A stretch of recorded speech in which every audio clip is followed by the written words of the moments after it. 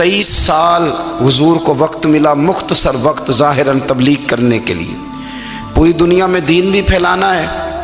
گھر میں 11 ازواج ہیں، 4 بیٹیاں ہیں، ان کی اولادیں، سارے کام کاج بھی دیکھنے، لیکن سیدہ طیبہ طاہرہ حضرت عائشہ صدیقہ رضی اللہ تعالیٰ عنہ فرماتی ہیں سارا دن تبلیغ کرتے، ہر غلام کے دکھ سنتے، گھر میں آتے تو اپنے گھر والوں کا خیال کرتے، کام میں ہمارا ہاتھ بٹاتے۔ قربان جاؤں، کہتی ہیں زمانہ سارا سو جاتا لیکن آمنہ کے لال مصلی بچھا لیتے۔ دنیا سو گئی، ساری سب سو گئے، جو خدام تھے، وہ جو غلام تھے، وہ سو گئے۔ صحیح مسلم میں لفظ ملیں گے، سیدہ پاک فرماتی ہیں او میرے نبی کے غلاموں، میں نے یہ رنگ بھی دیکھا ہے کہ حضور نے اتنا کھڑے رہے، اتنا قیام کیا، اتنا قیام کیا کہ مقدس پیروں میں ورم آ گئے، سوج گئے پیر۔ ہم سیر کرنے گئے تو تھک گئے، بات الگ ہے، لیکن عبادت میں یہ بھی تو مسلم شریف ہے نا، یہ بھی تو دین ہے نا، یہ بھی تو حضور کی سنت ہے، یہ بھی تو وہ چیز ہے جو کریم کی آنکھوں کی ٹھنڈک ہے۔ سیدہ فرماتی ہیں پیروں میں ورم آ گئے، اور ساری رات ہی حضور نے نماز پڑھی اور ایک ہی آیت بار بار دہرائی۔ مسجد نبوی میں بلال حبشی نے فجر کی اذان دے دی اور حضور ابھی مصلی پہ تھے۔ کریم فارغ ہوئے، میں نے عرض کی یا رسول اللہ صلی اللہ علیہ وسلم، آپ کے تو صدقے اللہ اگلے پچھلوں کے گناہ معاف کرے گا، تو آپ اتنی آہوزاری کیوں فرماتے ہیں؟ آپ تو شفیع ہیں، آپ تو انبیاء کے امام ہیں۔ تو حضور نے فرمایا عائشہ تم نے گنوایا ہے نا میرے اللہ کی مجھ پر کتنی رحمت ہے، افلا اکون عبدا شکورا، فرمایا اگر اس نے اتنی نعمتیں دی ہیں تو کیا میں اس کا شکر گزار بندہ نہ بنوں؟ میں شکر گزار بندہ نہ بنوں اس کا؟ پھر اگر اتنی نعمتیں اس نے دی ہیں، مجھے اتنا نوازا ہے، تو پھر میں اس کے سامنے سجدے نہ کروں؟ او میرے بھائی، بڑے قابل فخر لوگ ہیں ہم کہ ہم نبی پاک کے غلام ہیں، ہم قابل فخر ہیں کہ نبی کریم کے غلام ہیں۔ کیا کبھی اس غلامی کے شکرانے میں بھی 2 نفل پڑھے کہ یا اللہ تیرا شکر ہے تو نے ہمیں حضور کا غلام بنایا ہے؟ یاد رکھیں کہ اپنی روحانی زندگی کو آباد کریں، استغفار پڑھیں، تسبیحات کریں، کچھ چھوٹے چھوٹے اعمال ہیں ان کو اپنی زندگی میں حصہ بنائیں۔ ترمذی شریف میں حدیث ہے، نبی پاک صلی اللہ علیہ وسلم نے فرمایا 3 مرتبہ صبح، 3 مرتبہ شام اعوذ باللہ السمیع العلیم 3 دفعہ یہ پڑھو، اور 1 دفعہ سورۃ حشر کی آخری 3 آیات، هو اللہ الذی لا الہ الا هو عالم الغیب والشہادۃ هو الرحمن الرحیم۔ اعوذ باللہ من الشیطان الرجیم ہے نا، اس کو پڑھنا ہے اعوذ باللہ السمیع العلیم من الشیطان الرجیم۔ فرمایا 3 دفعہ اس کو پڑھو اور 1 دفعہ سورہ حشر کی 3 آیتیں، 1 دفعہ صبح اور 1 دفعہ شام۔ صبح کیا ہے، شام کیا ہے؟ تو اعلیٰ حضرت بریلوی فرماتے ہیں صبح سے مراد ہے آدھی رات ڈھلنے سے لے کر سورج نکلنے تک، آدھی رات ڈھلنے سے لے کر یعنی تہجد کا ٹائم سے لے کر سورج اور شام کیا ہے، دوپہر ڈھلنے سے لے کر مغرب کی اذان تک، یہ شام ہے۔ اب سن لیں، یہ ترمذی کی حدیث ہے سیاستہ کی، نبی پاک نے فرمایا جس نے 3 مرتبہ اعوذ باللہ پڑھی اور 1 بار سورہ حشر کی آخری 3 آیتیں پڑھی، 1 دفعہ صبح پڑھے، 1 دفعہ شام پڑھے، نبی کریم علیہ السلام فرماتے ہیں اگر صبح پڑھے گا تو 70,000 فرشتے شام تک، اور اگر شام کو پڑھے گا تو 70,000 فرشتے صبح تک پڑھنے والے بندے کی مغفرت کی دعا مانگتے رہیں گے۔ چلے میں تو اس بات پہ بھی بڑا راضی ہوں کہ پہلی دفعہ اہل سنت میں ایسا ہو رہا ہے کہ وظیفہ ملنے پر لوگ نعرے لگا رہے ہیں، ورنہ وظیفہ بتائیں تو کہنے ابھی پڑھیں گے پر کوئی تویز بھی لکھ چھڑو ماڑا گیا۔ ایک صاحب آئے مجھے کہنے لگے جی برکت کوئی نہیں، غربت بڑی ہے۔ میں نے کہا سورۃ واقعہ پڑھا کر، کہتے پیر صاحب تھوڑی تکلیف کرو کو میں نے تویز بھی کر دیو۔ میں نے اسے کہا خدا کے بندے میں تویز دوں گا پتہ نہیں کام بنے گا نہیں بنے گا، سورۃ واقعہ پڑھ، یہ وہ تویز ہے جو مدینے والے رسول نے عطا فرمایا ہے کہ سورۃ واقعہ پڑھو تمہیں کبھی فاقہ نہیں آئے گا۔ تو وظائف پڑھیں، عبادات کریں، تیاری کریں، کچھ نیک اعمال بچائیں ایسے جن کا ہمیں پتہ ہو، جو ہمارے رب کو پتہ ہو۔ حضرت عبداللہ ابن عمر رضی اللہ تعالیٰ عنہ حضرت عمر کے صاحبزادے، مکہ مکرمہ میں ان کی قبر ہے۔ میں نے جب انہیں پڑھا تو مجھے ان سے بڑا پیار ہو گیا، لیکن آپ کو پتہ ہے وہاں جا کے کسی شخص کا مزار تلاش کرنا یا پوچھنا ایک مشکل کام ہوتا ہے۔ تو ایک دفعہ میں مکہ شریف میں حاضر تھا، تو ایک گاڑی والا ڈرائیور مجھے کہنے لگا کہ مولانا میں آپ کو جانتا ہوں، مجھے آپ سے محبت ہے، ایک بات بتاؤں آپ کو؟ میں نے کہا بتاؤ۔ کہنے لگے حضرت عبداللہ ابن عمر کی قبر دیکھنی ہے۔ میں نے کہا یہ تو نہیں کہہ رہا، یہ کسی نے بندوبست کرایا ہے، یہ اللہ نے تیرے دل میں بات ڈالی ہے، یہ ہو گیا، تو لے چل مجھے۔ حضرت عبداللہ ابن عمر کو نبی پاک نے فرمایا تھا راجل صالح، یہ نیک بندہ ہے، یہ متقی آدمی۔ حضرت عبداللہ ابن عمر رضی اللہ تعالیٰ عنہ سیدنا فاروق اعظم رضی اللہ تعالیٰ عنہ کے صاحبزادے ہیں، اور ان کی ہمشیرہ سیدہ حفصہ رضی اللہ تعالیٰ عنہ حضور کی زوجہ محترمہ ہے۔ ایک دن اپنی ہمشیرہ سے کہنے لگے کہ نبی کریم صلی اللہ تعالیٰ علیہ وسلم گھر میں آئے نا، اور اگر حضور غم امت میں پریشان نہ ہوں، طبیعت کو حشاش بشاش دیکھو، تو ذرا پوچھنا تو صحیح حضور کا میرے بارے میں کیا خیال ہے، پوچھنا تو صحیح کہ کریم کی بارگاہ میں میرا کیا مقام ہے، میرے بارے میں حضور کیا فرماتے ہیں۔ اب بہن کو کام بتائے، اور بتائے بھی بھائی، اور پھر بہن وہ کام نہ کرے، یہ تاریخ میں ہوتا نہیں۔ حضرت عمر فاروق رضی اللہ تعالیٰ عنہ کی صاحبزادی ام المومنین رضی اللہ تعالیٰ عنہ فرماتی ہیں کہ میں تو بس منتظر تھی، انہوں نے تو کہا تھا نا کہ اگر تم حشاش بشاش دیکھو تو بات کرنا، لیکن حضور تشریف لائے، میری باری تھی، میرے گھر تشریف لائے، کھانا پیش کیا تو فوراً میں نے عرض کی حضور ایک بات پوچھنی تھی۔ تو حضور نے فرمایا پوچھئے۔ میں نے عرض کی حضور میرے بھائی عبداللہ ابن عمر کے بارے میں آپ کا کیا خیال ہے؟ نوجوانوں میری بات پہ غور کرنا، میرے بھائی کے بارے میں آپ کا کیا خیال ہے؟ تو نبی کریم صلی اللہ تعالیٰ علیہ وآلہ وسلم نے میری طرف دیکھا، اور پھر حضور زیر لب تھوڑا مسکرائے، اور بریلی کے امام کہتے ہیں کہ حضور مسکرا دیتے تھے نا تو جو بڑا دکھی ہوتا تھا وہ بھی ہنس پڑتا تھا۔ اب سوال پیدا ہوتا تھا کہ پھر تو اس مسکراہٹ کے لیے انتظار کرنا پڑتا ہوگا کئی مہینے کہ حضور مسکرائیں تو رونے والے ہنسیں، تو اعلیٰ حضرت فرماتے نہیں، انتظار نہیں کرنا پڑتا، یہ مسکراتے رہنا تو حضور کی عادت ہے۔ جس کی تسکین سے روتے ہوئے ہنس پڑے، اس تبسم کی عادت پہ لاکھوں سلام۔ یعنی یہ تو عادت ہے حضور کی مسکراتے رہنا، اس کے لیے انتظار نہیں کرنا پڑتا۔ بھائیو آپ خیال رکھیں گے، غور کریں گے، حضرت عبداللہ ابن عمر رضی اللہ تعالیٰ عنہ کے بارے میں پوچھا تو سیدہ فرماتی ہیں کہ نبی کریم صلی اللہ تعالیٰ علیہ وسلم نہ زیر لب مسکرائے اور فرمایا حفصہ تیرا بھائی ہے تو اچھا، لیکن میں نے سنا ہے کہ عشاء کی نماز پڑھتا ہے تو فجر تک سویا ہی رہتا ہے۔ او نوجوانوں، 10 بجے تک سونے کی بات نہیں ہوئی، 9 بجے تک سونے کی بات نہیں ہوئی، 11 بجے اٹھنے کی بات نہیں۔ حضور فرمانے لگے میں نے سنا ہے کہ عشاء کی نماز پڑھ کے سو جاتا ہے اور فجر تک سویا ہی رہتا ہے، اسے چاہیے کہ تہجد کے وقت اٹھا کرے، اللہ کی بارگاہ میں حاضر ہوا کرے، آہوزاری کرے، سجدے کرے، عبادت کرے، اٹھتا ہے اور فجر میں جا کے اٹھتا ہے۔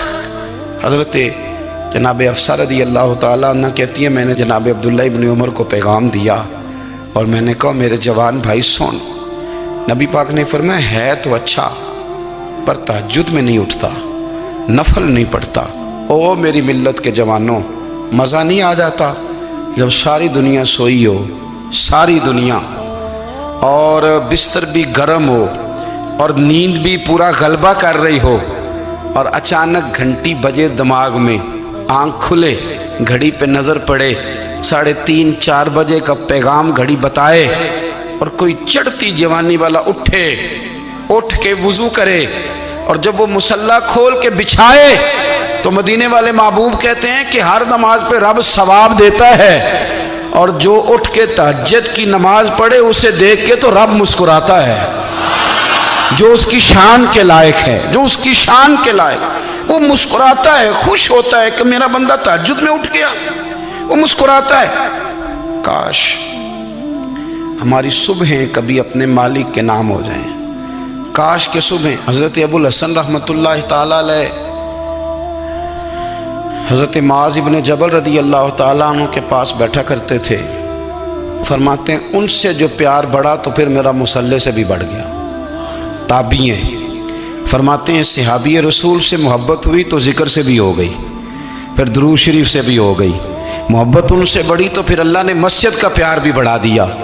آپ فرماتے ہیں کہ میری ہر وقت طبیعت چاہتی تھی کہ بس اللہ اللہ کروں, بس اللہ اللہ کروں, بس نہ میں ذرا تھوڑی جان چھڑاؤں لوگوں سے, کو 10 منٹ ملے تو میں کو 4 نفل پڑھ لوں, میں تھوڑا سا نہ بچوں لوگوں سے, اور مجھے تسبیح ملے تو میں نہ کچھ 400-500 دفعہ استغفار پڑھوں, سبحان اللہ, الحمدللہ, اللہ اکبر, لا حول ولا قوت الا باللہ, میں نہ تسبیحات پڑھوں. فرماتے ہیں کہ بچے تھے گھر میں 6-7, غربت تھی, کام ملتا کوئی نہیں تھا, اور میں کام چور نہیں تھا, کام ڈھونڈتا تھا, پر اللہ کی قدرت کے کام نہیں ملتا تھا. فرماتے ہیں کہ میں نے ایک دن اپنی اہلیہ سے کہا کہ آج میں پھر جاتا ہوں کام ڈھونڈنے. تو میری بیوی بڑی فرما بردار تھی, پر اس دن نہ غربت کے ہاتھوں تنگ آ کے کہنے لگی آج نانا کوئی تو چیز لے کے آیا. تو مجھ سے بچوں کی بھوک نہیں دیکھی جاتی, یہ سب روگاں دا روگ محمد جس دا نام غریبی, کنڈ بلا کے لنگ جاندے نہیں دوست یار قریبی. آج نہ کچھ لے کے آیا تو میں بچے لے کے میکے چلی جاؤں گی. شیخ فرماتے ہیں کہ میں بڑا پریشان گھر سے نکلا, پر میں نے صبح سے لے کے زور تک کام ڈھونڈا, کام ملا کوئی نہیں. تو میرے دل میں خیال آیا چلو کام نہیں ملتا تو اللہ اللہ تو کرے نا, چلو بندوں کی مزدوری نہیں ملتی تو رب کریم کی عبادت ہی کرتے ہیں. فرماتے ہیں کہ میں نے نا فرات کے پانی سے وضو کیا, نہر کے, شدید دھوپ تھی, ساتھ ریت تھی اور ریت تپ رہی تھی. میں نے اپنا رومال وہیں مصلی کے طور پر بچھا لیا, اور فرماتے ہیں کہ زور سے لے کر عصر تک نماز پڑھی, دھوپ بھی پورے زور پہ, پر میرے سجدے کا ذوق بھی پورے زور پہ. فرماتے ہیں سورج بھی چمک رہا ہے اور رب کی عبادت کا ذوق بھی پورے زور پہ. میں سجدہ کروں تو پھر میرا اٹھانے کو جی نہ چاہے. میرے استاد لکھا کرتے تھے, یہ ان کا شعر ہے, وہ کہا کرتے تھے مجھے سوز دے, مجھے ساز دے, اور مجھے نیم شب کا نیاز دے, دم سجدہ خود کو میں توڑ دوں, مجھے ایسا ذوق نماز دے. اور میں تیری بہار کا پھول ہوں, میں کھلا بھی ہوں تو تیرے لیے, مجھے میری شاخ سے توڑ لے, مجھے اپنی زلف کا ناز دے. بھائی فرماتے ہیں کہ عصر تک میں نے نفل پڑھے, دل ڈھلنے لگا, عصر کی نماز پڑھی اور میں وہاں سے چلا. اب میں جب نکلنے لگا تو دل میں خیال آیا کہ چھوٹی چھوٹی دیواریں ہیں گھر کی, بغیر کچھ لیے جاؤں گا تو بیوی دور سے دیکھے گی تو شور کرے گی کہ پھر خالی ہاتھ آ گیا ہے. کہتے میں نے اپنے اسی رومال میں جس پہ میں نے نماز پڑھی تھی نا, رومال میں کی آخی دے پنجابی جو صافہ کہتے ہیں, اسی میں نا میں نے کچھ ریت بھر لی کہ وہ دور سے دیکھے گی تو سمجھے گی کچھ لے کے آیا ہے, چلو جا کے اسے بتا دوں گا کہ آج پھر مزدوری نہیں ملی. کہتے ہیں وہ ریت لے کر جب میں گھر میں گیا تو پہلے بیوی دروازے پہ کھڑی ہوتی تھی, پوچھتی تھی خالی ہاتھ آ گئے ہو, آج میں نے دیکھا تو ہے ہی کوئی نہیں. فرماتے ہیں میں اندر داخل ہوا, سلام لیے, کونے میں نے وہ رومال رکھ دیا اور میں نے آواز دی کہ بھلی مانس کہاں ہو. تو وہ کہنے لگی آپ منہ ہاتھ دھو لیں, میں روٹی لے کے آئی. میں نے کہا روٹی کہاں سے آ گئی, یہاں تو کئی دنوں کے فاقے, تو کئی دنوں کی غربت ہے, یہاں تو اس گھر میں تو فقیری ہے. فرماتے ہیں کہ وہ روٹی لے کے آئی اور اس وقت کی جو موجودہ نعمتیں تھیں, سمجھ لیں سلاد, اچار, ہر چیز ساتھ لائی. میں نے کہا کہ بچے کہاں گئے؟ کہنے لگی وہ کھانا کھا کے کھیلنے گئے, آپ کھانا کھا لیں آ جاتے. کھانا اس نے چن دیا. میں نے حیرت انگیز لہجے میں ساری نعمتیں اپنے دسترخوان پہ دیکھ کر کے بیوی سے پوچھا یہ کہاں سے آیا کھانا, بچوں کو تو نے کہاں سے کھانا کھلایا, یہ سارا کچھ کیسا ہے؟ تو کہنے لگی پتہ نہیں آج آپ کس کریم کی مزدوری کرنے چلے گئے تھے, پتہ نہیں کس کریم کی, میرے گھر میں تو اتنی نعمتیں آئی ہیں کہ مجھ سے سنبھالی نہیں جا رہی, اتنا اناج ہے, اتنا گندم ہے, کس کریم کے دروازے آج چلے گئے تھے. یہ کہتے کہتے وہ اٹھی اور اٹھ کر کے کہنے لگی پہلے ہی بڑا کچھ آیا تھا, اب کیا لے آئے ہو. اور جا کر کے نا اس نے وہ ریت والا رومال کھولا, کہنے لگے میں تو لے کے آیا تھا ریت، تو میرے رب نے اسے بھی سونے اور ہیرے بنا دیا تھا۔ جب آپ کی توجہ اللہ کی جانب، میرے نبی پاک صلی اللہ تعالی علیہ وسلم نے فرمایا ہر چیز اپنے رب سے مانگ، ہر چیز مانگ، ہر چیز مانگ۔ یا رسول اللہ کیا کچھ؟ میرے محبوب نے فرمایا تیرے گھر میں نمک بھی ختم ہو جائے تو وہ بھی اپنے رب سے مانگا کر، تو مانگنا وہ تجھے دے گا، تو اس کی بارگاہ میں کشکول طلب دراز تو کرنا۔ اور ترمذی شریف میں عجیب لفظ ہیں، رسول کائنات نے فرمایا، رب کریم فرماتے ہیں جب میرا بندہ ہاتھ اٹھاتا ہے نا تو مجھے حیا آتی ہے کہ میں خالی کیسے لوٹا دوں اس کے۔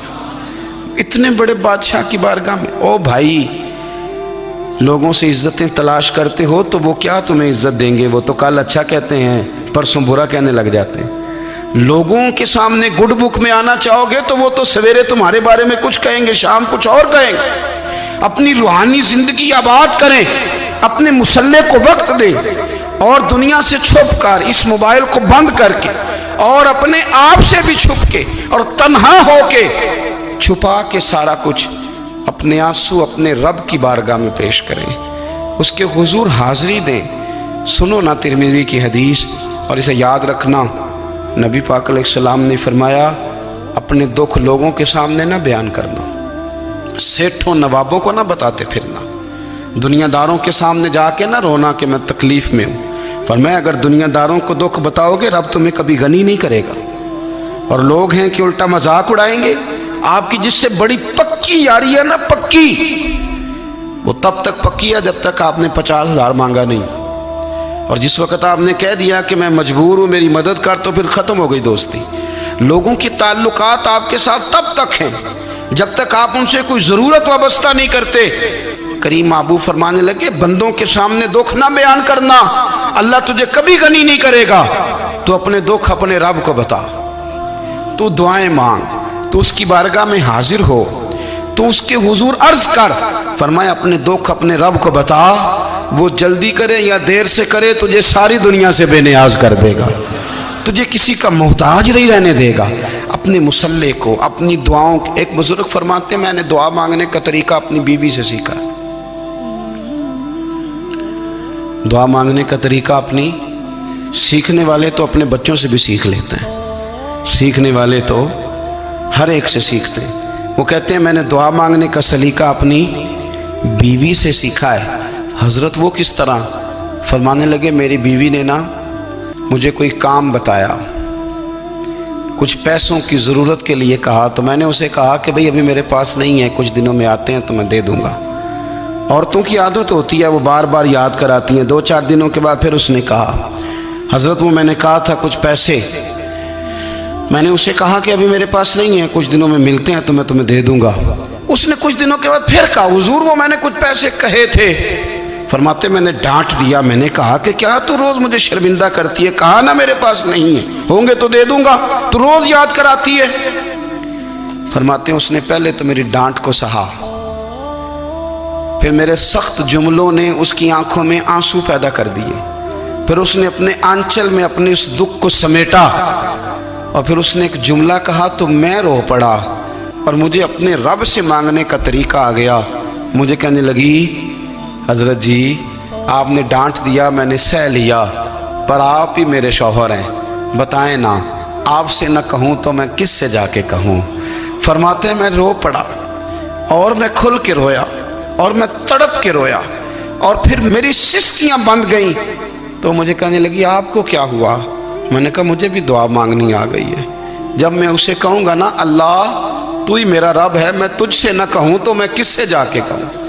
میں کیوں کسی بندے سے سوال کروں؟ میں کیوں کسی دنیا دار سے کہوں؟ میں تیرے بندوں کا، نیک بندوں کا وسیلہ لے کے، تیرے محبوب کی غلامی لے کے تیری بارگاہ میں آیا، تجھ سے نہ مانگوں تو کس سے مانگوں؟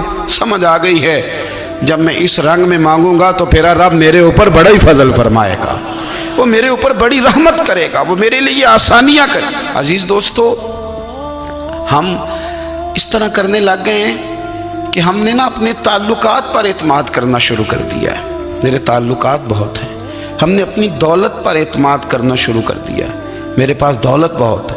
ہم نے اپنے علم پر، اپنی شہرت پر اعتماد کرنا شروع کر دیا ہے کہ میرے پاس فلاں چیز بہت ہے۔ یاد رکھنا جب بے نیاز اپنی صفت بے نیازی دکھاتا ہے تو بڑی بڑی دولتوں والے مجبور نظر آتے ہیں۔ بھائیو، جب انسان کا رشتہ اپنے مالک کے ساتھ ہوتا ہے پھر تو غم بھی کچھ نہیں کہتے، پریشانیاں بھی کچھ نہیں کہتی، پھر تو زندگی صبر والی، پھر تو زندگی توکل والی، پھر تو زندگی بھروسے والی، پھر انسان اپنے آپ کو رسوا نہیں کرتا، دنیا داروں سے امیدیں اس کی ختم ہو جاتی، امیدیں اللہ رسول سے لگا لیتا ہے، مضبوط ہو جاتا ہے، مضبوط، طاقتور ہو جاتا ہے، خوددار ہو جاتا ہے، باوقار باعزت ہو جاتا ہے۔ حضرت بہلول دانا رحمت اللہ علیہ بیٹھے تھے تو ہارون رشید حج کر کے آ رہا تھا، تو رستے میں حضرت شیخ سے ملاقات ہو گئی تو السلام علیکم کے بعد کہنے لگا حضور کوئی حکم ہو تو بتائیے گا۔ تو حضرت بہلول دانا فرمانے لگے تیرا رب کون ہے؟ اس نے کہا اللہ۔ تو فرمایا میرا کون ہے؟ کہا اللہ۔ فرمانے لگے تو بڑا ہی بیوقوف ہے، کیا تو یہ سمجھتا ہے کہ رب ہارون رشید کو تو دے گا اور بہلول دانا کو بھول جائے گا؟ تیرا بھی وہی رب ہے، میرا بھی وہی رب ہے، اس نے اگر تجھے دے کے آزمایا ہے تو ہو سکتا ہے مجھے نہ دے کے آزما رہا ہو، جب اس کی حکمت کے تقاضے ہوں گے تو عطا کرے گا اور دے گا، تو جا اپنا کام کر۔ بھائی، اپنی روحانی زندگی، اپنی عبادات، اپنے وظائف، اپنے روزمرہ کے معاملات، اپنی دعائیں، اپنا استغفار، دیکھو کوئی مشکل کام تو نہیں، 2 رکوع ہیں سورہ واقعہ کے اگر رات کو پڑھ لی جائے تو۔ میں کس طرح یہ بات بیان کروں کہ تعویذ بانٹنا آسان ہے اور وظیفہ بتانا مشکل ہے۔ اس ویڈیو سے ہمیں یہ سیکھنے کو ملتا ہے کہ تہجد کا وقت کتنا افضل اور عظیم ہے۔ اس وقت اللہ کے ہم سب سے قریب ہوتے ہیں، اس وقت ہماری ہر دعائیں قبول ہوتی ہیں۔ تو مسلمانوں ذرا غور کرو، تہجد کا وقت اتنا اچھا ہے تو اٹھو اور تہجد پڑھو، اور جو مانگنا ہے اپنے رب سے مانگ لو، آپ کو مل جائے گا۔ اور ایسے امیزنگ ویڈیو دیکھنے کے لیے ہمارے چینل محمد احمد 007 کو سبسکرائب ضرور سے کریں تاکہ آپ لوگوں کو ایسے ویڈیو ملتے رہیں۔